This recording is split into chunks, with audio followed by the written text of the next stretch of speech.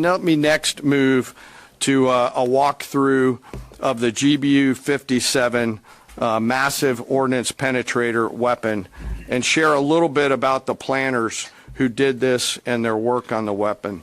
First, let me set the stage for you. There's an organization in the U.S. called the Defense Threat Reduction Agency, DTRA. DTRA does a lot of things for our nation, but DTRA is the world's leading expert on deeply buried underground targets.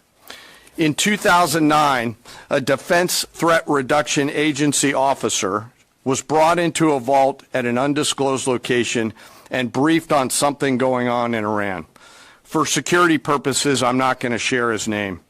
He was shown some photos and some highly classified intelligence of what looked like a major construction project in the mountains of Iran. He was tasked to study this facility, work with the intelligence community to understand it, and he was soon joined by an additional teammate.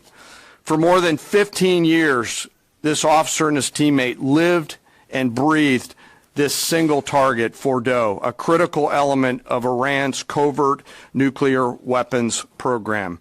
He studied the geology. He watched the Iranians dig it out. He watched the construction, the weather, the discard material, the geology, the construction materials, where the materials came from. He looked at the vent shaft, the exhaust shaft, the electrical systems, the environmental control systems, every nook, every crater, every piece of equipment going in and every piece of equipment going out. They literally dreamed about this target at night when they slept. They thought about it driving back and forth to work, and they knew from the very first days what this was for. You do not build a multi-layered underground bunker complex with centrifuges and other equipment in a mountain for any peaceful purpose. They weren't able to discuss this with their family, their wives, their kids, their friends, but they just kept grinding it out. And along the way, they realized we did not have a weapon that could adequately strike and kill this target. So they began a journey to work with industry and other tacticians to develop the GBU-57. They tested it over and over again, tried different options, tried more after that.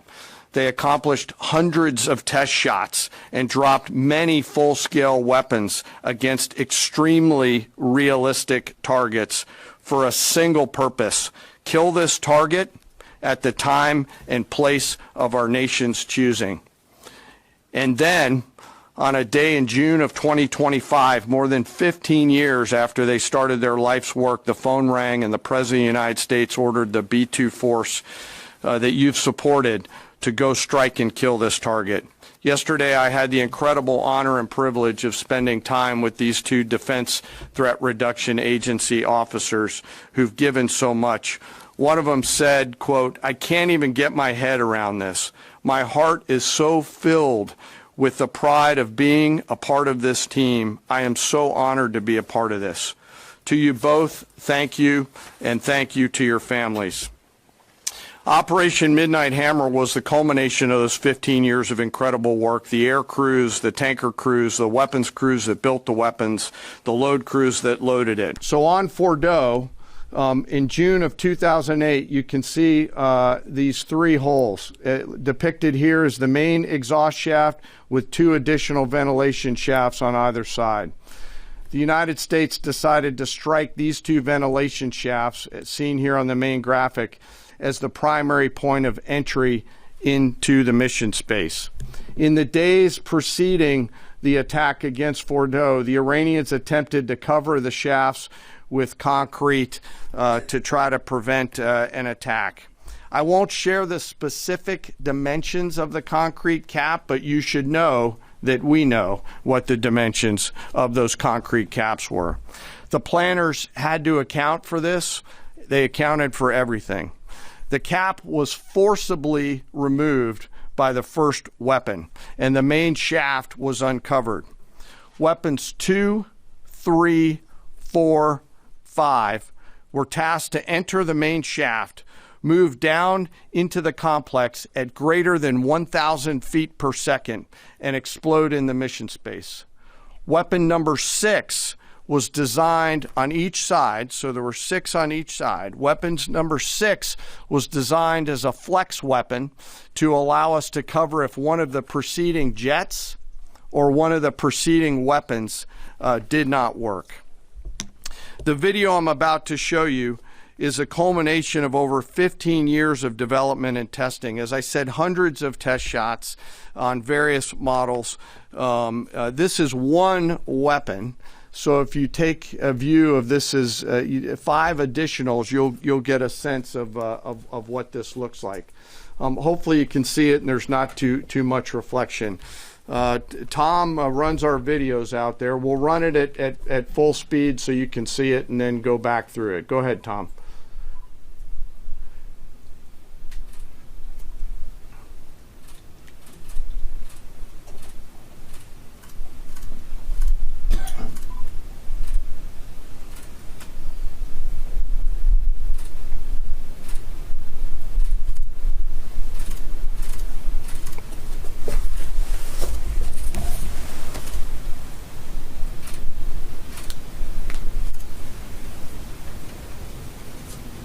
Keep it going for a minute. You'll see inside the mission space.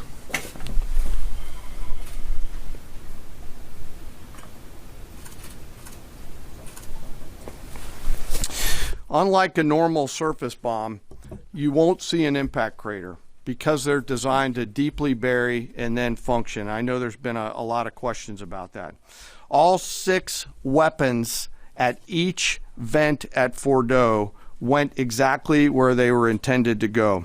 A bomb has 3 effects that causes damage: blast, fragmentation, and overpressure. In this case, the primary kill mechanism in the mission space was a mix of overpressure and blast, ripping through the open tunnels and destroying critical hardware.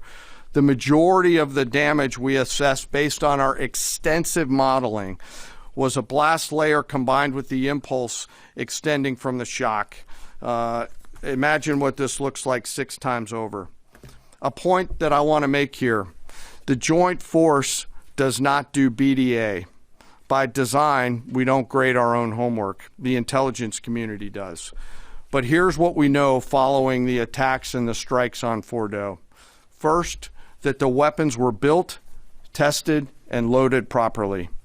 2, the weapons were released on speed and on parameters. 3, the weapons all guided to their intended targets and to their intended aim points. 4, the weapons functioned as designed, meaning they exploded. We know this through other means, intelligence means that we have, that were visibly, we were visibly able to see them. And we know that the trailing jets saw the first weapons function, and the pilots stated, quote, "This was the brightest explosion that I've ever seen. It literally looked like daylight."